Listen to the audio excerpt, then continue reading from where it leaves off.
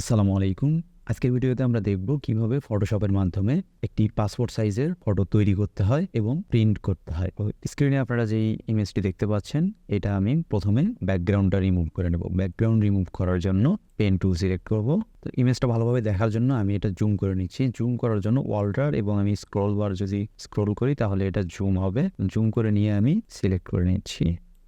এভাবে আপনারা pen tool দিয়ে সিলেক্ট করে নেবেন।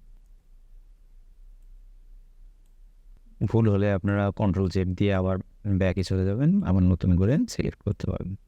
সুন্দর করে এভাবে আপনি সিলেক্ট করে নেবেন। আপনার সিলেকশন যত ভালো হবে আপনার ইমেজটাও তত সুন্দর আসবে।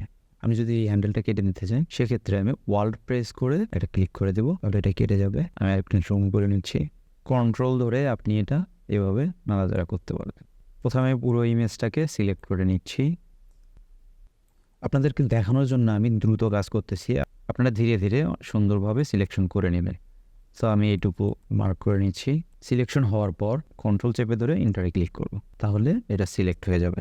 এখন আমি ব্যাকগ্রাউন্ডটা রিমুভ করব। ব্যাকগ্রাউন্ড রিমুভ করার জন্য আমি কন্ট্রোল শিফট আই প্রেস করব, তাহলে ব্যাকগ্রাউন্ডটা সিলেক্ট হবে। এরপর আমি এখান থেকে যদি ব্যাক স্পেস ক্লিক করি, তাহলে ব্যাকগ্রাউন্ডটা রিমুভ হয়ে যাবে। সিলেকশনটাকে আমি রিমুভ করার জন্য কন্ট্রোল ডি প্রেস করব। এখন এটার ব্যাকগ্রাউন্ড হিসেবে আমি একটা কালার নিতে পারি। ব্যাকগ্রাউন্ড নেওয়ার জন্য আমি এখানে ক্লিক করে একটা ব্যাকগ্রাউন্ড কালার নেব। এটাকে এই ইমেজের নিচে দিয়ে দেবো। এরপর এখান থেকে আমি একটা কালার দিয়ে দেবো। আপনার চাইলে কালারটা চেঞ্জ করতে পারেন, যে কোনো কালার দিয়ে দিতে পারেন। এরপর আমি চাচ্ছি ইমেজটাকে আর একটু ব্রাইট করার জন্য। তো আমি ইমেজটাকে সিলেক্ট করার পর কন্ট্রোল এম প্রেস করব। এরপর এখান থেকে আমি অ্যাডজাস্ট করে নেব। এই ভিডিওতে আমি শুধুমাত্র একটা পাসপোর্ট সাইজের ছবি কীভাবে আপনি প্রিন্ট করতে পারেন এই প্রসেসটা আপনাদেরকে দেখাচ্ছি। ফটোশপে আরও অনেক ধরনের কাজ রয়েছে, যেগুলো আস্তে আস্তে আপনারা জানতে পারবেন। তো এখন আমি এই ইমেজটাকে ক্রপ করে নেব। ইমেজ এবং এই ব্যাকগ্রাউন্ডটাকে অ্যাডজাস্ট করার জন্য আমি দুইটা সিলেক্ট করে কন্ট্রোল ই প্রেস করতেছি, তাহলে এটা একটা লেয়ার হয়ে যাবে। এই লেয়ার সিলেক্ট থাকা অবস্থায় এখন আমি একটা পাসপোর্ট সাইজের ইমেজ তৈরি করব। এর জন্য ক্রপ অপশনে যাব। এরপর এখানে দেখব উইথ, হাইট এবং রেজুলেশন। এটা সিলেক্ট করার পর এখান থেকে আমি উইথ দিয়ে দেবো 40 মিলিমিটার এবং হাইট দিয়ে দেবো 50 মিলিমিটার এবং রেজুলেশন দিয়ে দেবো 300 পিক্সেল। এরপর আমি ইমেজটাকে অ্যাডজাস্ট করে নেব। এখানে হয়ে গেল একটা পাসপোর্ট সাইজের ইমেজ। এখন আমি প্রিন্ট করার জন্য আমি একটা পেজ নেব, কন্ট্রোল এন।